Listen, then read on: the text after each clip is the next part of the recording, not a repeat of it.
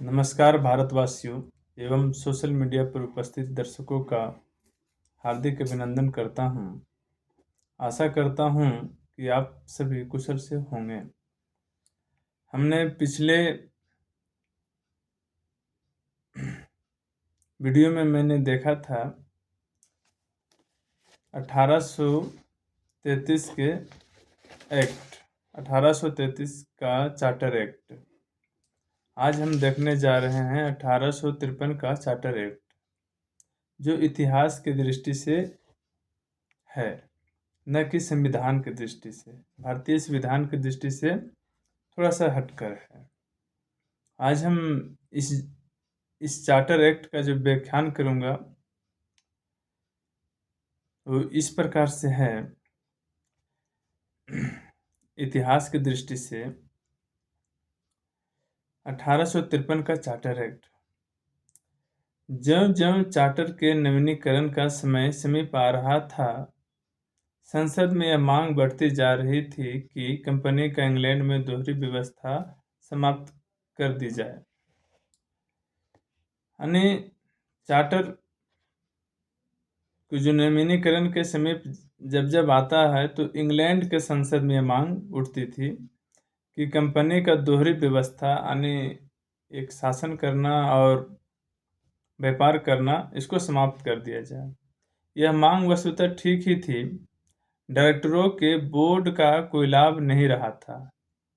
डायरेक्टरों के बोर्ड तथा नियंत्रण बोर्ड के कारण अनावश्यक देरी ही होती थी और व्यय भी बढ़ता था।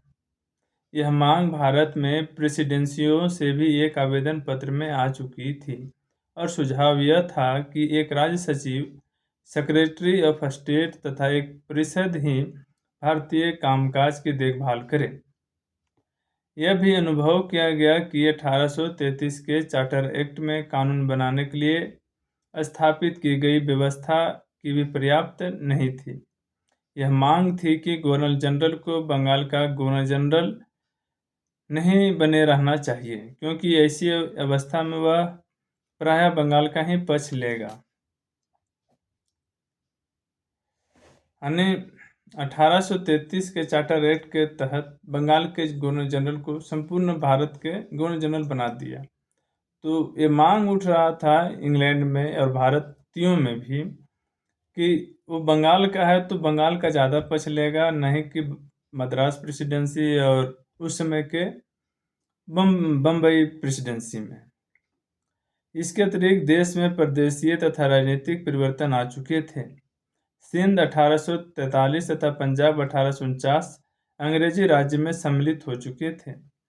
डलहौजी द्वारा बहुत सी रियासतों तथा बर्मा में पीगू इत्यादि सभी ब्रिटिश साम्राज्य में सम्मिलित करने के कारण साम्राज्य का क्षेत्रफल बहुत अधिक हो चुका था।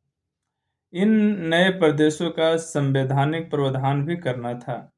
यह भी मांग थी कि शक्तियों का विकेंद्रीकरण किया जाए और भारतीय लोगों को अपने मामले के प्रबंध में भाग देना चाहिए।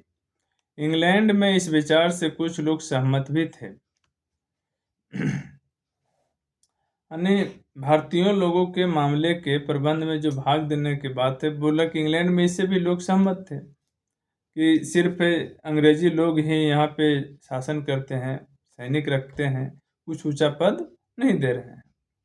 उदाहरण के रूप में अप्रैल 1852 में लॉर्ड डर्बी ने संसद में इस तथ्य पर बहुत बल दिया कि यह हमारा मानवता, परोपकार, नैतिकता तथा धर्म के नाम पर आवश्यक कर्तव्य है कि सुरक्षा, बुद्धिमत्ता तथा विवेक को ध्यान में रखते हुए जितना शीघ्र हो सके भारतवासियों को अपने आंतरिक मामलों के निरीक्षण का अधिकार कार्यभार सने सने दे दिया जाना चाहिए। यानी कोई भी एक ब्रिटिश सांसद थे जो उदार थे, उनका नाम है लॉर्ड डर्बी। उन्होंने कहा कि सुरक्षा, बुद्धिमत्ता, विवेक को ध्यान में रखते हुए जितना शीघ्र हो सके भारतीयों को अपने आंतरिक मामलों उसका ने भारतीयों के जो आंतरिक मामला है वो उसको निरीक्षण का अधिकार दे दे। ऐसे वातावरण में अंग्रेजी संसद को 1853 में चार्टर के नवीनीकरण के प्रश्न पर विचार विमर्श करना पड़ा। संसद ने 2 समितियां कंपनी के मामलों की जांच करने के लिए नियुक्त की। उनकी रिपोर्ट के आधार पर यह 1853 का एक्ट बनाया गया तथा पारित किया गया। एक्ट की धाराएं, यानी एक्ट कहता क्या, इसके धाराएं क्या है। इस एक्ट के अनुसार कंपनी को भारतीय प्रदेश को महामहिम सम्राट तथा उसके उत्तराधिकारियों की ओर प्रन्यास ट्रस्ट के रूप में किसी निश्चित समय के लिए नहीं अपूर्ति जब तक संसद न चाहे उस समय तक के लिए अपने अधीन रखने की अनुमति दे दी गई। यह भी व्यवस्था की गई कि नियंत्रण बोर्ड, उसके सचिव तथा अन्य पदाधिकारियों का वेतन अंग्रेजी सरकार नियत करेगी। यानी 1853 का एक्ट ब्रिटिश सम्राट के ट्रस्ट के रूप में दिया गया और संसद जब तक न चाहे तब तक उनको अनुमति था कि वो रखें ट्रस्ट के रूप में। उसके बाद क्या कहते हैं, परंतु धन कंपनी देगी। डायरेक्टरों की संख्या 24 से घटाकर 18 कर दी गई। उनमें से 6 क्राउन द्वारा मनोनीत किए जाने थे। यानी कंपनी में जो डायरेक्टर होंगे उसको भी 24 पहले थे, तो अब उसके बाद उसको घटा के 18 कर दिए गए। उसमें भी ब्रिटिश सम्राट 6 को मनोनीत करेंगे। नियुक्तियों के मामले में डायरेक्टरों का संरक्षण समाप्त हो गया, क्योंकि नियुक्तियां अब एक प्रतियोगी परीक्षा कॉम्पिटिटिव एग्जाम द्वारा की जाने लगी, जिसमें किसी भी प्रकार का कोई भेदभाव नहीं रखा गया। पहले जो होता था कि लोग चुन के डायरेक्टर ही, जो डायरेक्टर थे कंपनी में, वही किसी को अपॉइंटमेंट कर लेते थे। अपने चला चपाटी को कहिए या तो फिर अपने निजी व्यक्ति को कहिए, जिससे ज़्यादा नज़दीकियाँ उसको अपॉइंटमेंट कर लेते थे। बाकी 1853 के चार्टर एक्ट आने के उसमें प्रावधान किया गया कि अब एक प्रतियोगी परीक्षा होगी, जिससे कंपनी के कर्मचारियों का हम भर्ती करेंगे। 1854 में एक समिति मैकाले, जिसके अध्यक्ष थे, नियुक्ति की गई ताकि इस योजना को लागू कर सके। डायरेक्टरों के बोर्ड को इस बात की अनुमति दी गई कि वह नई प्रेसिडेंसियां बना सके अथवा पुरानी की सीमाओं में परिवर्तन कर सके। यानी डायरेक्टर के बोर्ड ऑफ डायरेक्टर को यह अधिकार दिया गया कि नया प्रेसिडेंसी भी बना सकते हैं अथवा पुरानी जो प्रेसिडेंसी है, बंगाल, मद्रास और बम्बई, इन तीनों की सीमा को भी घटा सकते हैं, बढ़ा सकते हैं। इस आज्ञा के द्वारा 1859 में पंजाब में एक उपराज्यपाल की नियुक्ति की गई। यह भी व्यवस्था की गई कि क्राउन इंग्लैंड में एक विधि आयोग नियुक्त करे, जो भारतीय विधि आयोग, जो उस समय तक समाप्त हो चुका था, द्वारा भेजी रिपोर्ट तथा कानून में मसविदों का निरीक्षण कर सके तथा विधान बनाने के लिए सिफारिश कर सके। भारत में कार्यकारी तथा विधान संबंधी कार्यों के पृथकीकरण की भावना से विधान कार्यों के लिए एक अन्य सदस्यों का प्रबंध किया गया। विधि सदस्य को गवर्नर जनरल की कार्यकारी परिषद का पूर्ण सदस्य बना दिया गया। जब यह परिषद कानून बनाने के लिए बैठे तो इसमें 6 अतिरिक्त सदस्य उच्चतम न्यायालय के मुख्य न्यायाधीश तथा एक अन्य छोटा न्यायाधीश तथा बंगाल, मद्रास, बंबई तथा उत्तर पश्चिम प्रांत, आधुनिक उत्तर प्रदेश का एक एक प्रतिनिधि होना चाहिए। ये प्रांतीय प्रतिनिधि असैनिक पदाधिकारी हो, जिनकी कंपनी की न्यूनतम सेवा 10 वर्ष की हो। गवर्नर जनरल को 2 अन्य असैनिक पदाधिकारी नियुक्त करने का भी अधिकार था, अतः यह अधिकार कभी प्रयोग नहीं किया गया। इस विधान परिषद की कार्यप्रणाली अंग्रेजी संसद के अनुसार ही निश्चित की गई। प्रश्न पूछे जा सकते थे, कार्यकारी परिषद की नीति की विवेचना की जा सकती थी, परंतु कार्यकारी परिषद को विधान परिषद के विधेयक को नकारने का अधिकार था। परिषद में वाद विवाद मौखिक ही होता था और विधेयक को एक सदस्य के स्थान पर प्रवर समिति, सेलेक्टेड कमेटी को सौंपा जाता था और इस विधान परिषद का कार्य गोपनीय नहीं अपितु सार्वजनिक होता था। एक्ट पर विचार 1853 के चार्टर एक्ट पर विचार किया है। यह अधिनियम 2 विरोधी विचारधाराओं के बीच एक समझौता था। जो लोग कंपनी को जारी रखना चाहते थे, इस बात से संतुष्ट थे कि कंपनी जब तक कि संसद ऐसा न चाहे कार्य करती रहेगी। जो लोग कंपनी की समाप्ति चाहते थे, उन्हें इस बात से संतोष था कि डायरेक्टरों की संख्या 24 से घटाकर 18 रह गई थी। इनमें से 6 क्राउन द्वारा मनोनीत किए जाते थे। गणपूर्ति कोरम 10 की थी, अर्थात यदि कुछ डायरेक्टर न आए तो क्राउन के प्रतिनिधि अपनी बात मनवा सके। डायरेक्टरों का संरक्षण भी समाप्त हो गया था। यानी एक्ट पर विचार यह हो रहा है कि दो विरोधी विचारधारा हो गया, एक ए और बी में। एक इसका दोष बता रहा है कि कंपनी रहेगा तो फायदा है किसी को, और कंपनी न रहेगा तो किसी को क्या फायदा है। तो एक बोल रहा है कि कंपनी के समाप्ति चाहते थे। डायरेक्टरों की संख्या 24 से घटाकर 18 रह गई, तो वो लोग खुश हो गए और कहा कि जो लोग चाहते थे कंपनी न रहे तो 18 हो गया, तो इसके बदले में जो चाह रहे थे कि रहे तो बोला कि कम से कम 18 तो है ना। 6 जो नहीं चाहते थे वो कहा कि 6 सम्राट के द्वारा नियुक्त किए जाते थे, और जो चाहते थे कि रहेगा चलो कोई बात नहीं, सम्राट 6 का अधिकार रखें अपने पास, गणपूर्ति में 10 रखें। वास्तविक कार्य में विधान परिषद ने भारतीय सरकार की संपूर्ण रचना को परिवर्तित करने का प्रयास किया। अधिनियम बनाने वालों के इच्छा के विरुद्ध विधान परिषद एक प्रकार का एंग्लो इंडियन का हाउस ऑफ कॉमन्स ही बन गया, जिसमें कार्यकारिणी के कार्यों पर आक्षेप होते थे और उसे गोपनीय पत्रों की इस परिषद के सम्मुख रखना पड़ता था। दूसरे, भारत सचिव का सुझाव कि परिषद विधान बनाने से पूर्व भारत सचिव से अनुमति प्राप्त करे स्वीकार नहीं किया गया तथा 1858 से पूर्व डायरेक्टरों तथा भारत सचिव द्वारा प्रस्तावित कानून भी पारित नहीं किया गया। अपितु इसने स्वतंत्र रूप से कानून बनाने का अधिकार मांगा। इस समस्त अधिनियम की सबसे बड़ी त्रुटि यह थी कि भारतीयों को अपने विषय में कानून बनाने की भी अनुमति नहीं दी गई। जैसा कि सर बार्टलफेर ने कहा था कि करोड़ों लोगों के लिए कानून बनाने का प्रयोग था, जिसमें उन्हें केवल विद्रोह के अतिरिक्त और कोई मार्ग नहीं था कि वे कह सके कि यह कानून हमारे अनुकूल है अथवा प्रतिकूल। ये कथन बार्टलफेर की है। अब हम देखने जा रहे हैं भारत शासन को अधिक अच्छा बनाने के लिए 1858 का अधिनियम, यानी इसके बीच में 1853 से लेके 1858 के अधिनियम के बीच में भारत में एक महत्वपूर्ण घटना घटित हुई, जो है 1857 का प्रथम स्वतंत्रता अधिनियम।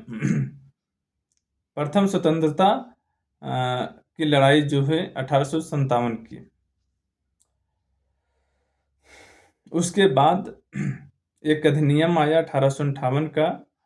तो इसमें देखिए क्या लिखे हैं, एक्ट पारित होने की घटनाएं। इसको एक्ट क्यों हुआ? 1853 के एक्ट में यह स्पष्ट कर दिया गया था कि कंपनी को भारतीय प्रदेश तथा राजस्व को क्राउन की ओर से प्रन्यास के रूप में रखना था और किसी निश्चित अवधि के लिए नहीं, अपितु जब तक संसद न चाहे तब तक। इस प्रकार क्राउन जब चाहे कंपनी से प्रशासन अपने हाथ में ले सकता था। यानी 1853 के एक्ट में ही कह दिया गया था कि सम्राट जब भी चाहे तो शासन अपने हाथों में ले सकता है। वो पूर्णतः मसौदा 1853 के चार्टर एक्ट में ही तैयार कर दिया गया था। 1857-58 की घटनाओं की इस मांगों की व्यापारिक कंपनी को राजनीतिक शक्ति के रूप में जारी नहीं रखना चाहिए। यानी 1857 के जब प्रथम स्वतंत्रता विद्रोह हुआ तो वो जान गए कि राजनीतिक शक्ति कंपनी को अब ना दे। अब इस मांग को ठुकराना संभव नहीं था और जब अवसर आया तो क्राउन को न केवल वास्तविक रूप से अपितु वैधानिक रूप से भारत का नियंत्रण हाथ में लेना पड़ा। यानी वास्तविक से नहीं बल्कि कानूनी प्रक्रिया से भी वो भारत के दावित नियंत्रण को अपने हाथ में लिए। लॉर्ड पाम अस्टन ने फरवरी 1858 में भारत शासन को उत्तम बनाने का विधेयक जब संसद के सम्मुख रखते हुए स्पष्ट किया कि राजनीतिक प्रणाली का यह नियम है कि सभी प्रशासनिक कार्यों के लिए मंत्रियों का उत्तरदायित्व होना चाहिए, परंतु इस मामले में भारत सरकार का मुख्य उत्तरदायित्व एक ऐसी संस्था को दिया हुआ है जो संसद के प्रति उत्तरदायी नहीं तथा क्राउन के द्वारा नियुक्त नहीं की गई है, अपितु उन लोगों द्वारा निर्वाचित है जिनका भारत के साथ कोई संबंध नहीं, केवल यही है। उनके पास भारतीय कंपनियों के अंश हैं, अतः कंपनी का पहला दोष यह था कि वो पूर्णतः अनुत्तरदायी थी। कंपनी जो थी संसद के प्रति अन्य ब्रिटिश सरकार के प्रति पूर्णतः अनुत्तरदायी था। एक और देश जो स्पष्ट किया गया वह था दोहरे प्रशासन का भद्दा, जटिल तथा विवेक रहित होना। वो दोहरे प्रशासन अन्य व्यापार भी करती थी और प्रशासनिक काम भी। पामस्टन का विधेयक दूसरे पठन में पारित हो गया, परंतु इससे पूर्व कि वह कानून बने पामस्टन का मंत्रिमंडल टूट गया। यानी पामस्टन वहाँ के प्रधानमंत्री थे, तो उनका मंत्रिमंडल टूट गया और उसके पश्चात लॉर्ड डर्बी प्रधानमंत्री बने। उसके संग डिजरेली बने। उन्होंने एक नया विधेयक रखा जिसका लॉर्ड पामस्टन, जो विरोधी दल के नेता थे, ने बहुत खिल्ली उड़ाई, परंतु यह विधेयक पारित हो गया और 2 अगस्त 1858 को इस पर सम्राट ने हस्ताक्षर कर दिए। एक्ट की धाराएं। इस अधिनियम के अनुसार भारत का शासन सम्राट की ओर से एक मुख्य राज्य सचिव, प्रिंसिपल सेक्रेटरी ऑफ स्टेट, जिसे अब भारत राज्य सचिव secretary of state for India की संज्ञा दी गई, का चलाना था और उसकी सहायता के लिए 15 सदस्यों वाली एक परिषद बनाई गई। यानी भारत राज्य सचिव को सहायता के लिए 15 सदस्यों का एक कार्यकारिणी, एक परिषद बनाया गया। इस राज्य सचिव के उस समय डायरेक्टरों के बोर्ड तथा नियंत्रण बोर्ड, दोनों बोर्ड द्वारा मुक्त शक्तियां मिल गई। इस प्रकार 1784 के पिट इंडिया एक्ट के द्वारा लागू दोहरी शासन व्यवस्था समाप्त कर दी गई। राज्य सचिव के परिषद के 15 सदस्यों में से 8 की नियुक्ति क्राउन ने करनी थी और 7 डायरेक्टरों के बोर्ड ने। अधिनियम में यह व्यवस्था की गई कि इन सदस्यों में से कम आधे ऐसे लोग हों जो भारत में 10 वर्ष तक सेवा कर चुके हों। यानी इस अधिनियम में यह व्यवस्था कर दिया गया कि इन सदस्यों में जो 15 सदस्य होंगे भारत सचिव को सहायता के लिए, उनमें से आधे से जो 10 वर्ष तक भारत में अपना सेवा दे चुके हैं, भारत के बारे में जानते हों। नियुक्ति के समय उन्हें भारत से आए अधिक से अधिक 10 वर्ष हुए हैं। क्राउन द्वारा मनोनीत रिक्त स्थानों की पूर्ति क्राउन करेगा और डायरेक्टर द्वारा मनोनीत व्यक्तियों की रिक्ति के स्थान की पूर्ति परिषद निर्वाचन द्वारा करेगी। सदस्य इस स्थान पर सदाचारी रहने तक बना रहेगा तथा संसद के दोनों सदनों द्वारा क्राउन को याचना करने पर ही हटाया जा सकेगा। परिषद की भूमिका केवल परामर्शदाता की ही थी। प्राय बहुत से मामले में राज्य सचिव ही पहल कर सकता था, अंततः निर्णय ले सकता था। गवर्नर जनरल को वायसराय की उपाधि दी गई। यानी ये क्वेश्चन बहुत बार आता है कि किस एक्ट के तहत भारत के गवर्नर जनरल को वायसराय की उपाधि दिया गया। तो 1858 के अधिनियम के द्वारा, भारत शासन अधिनियम 1858।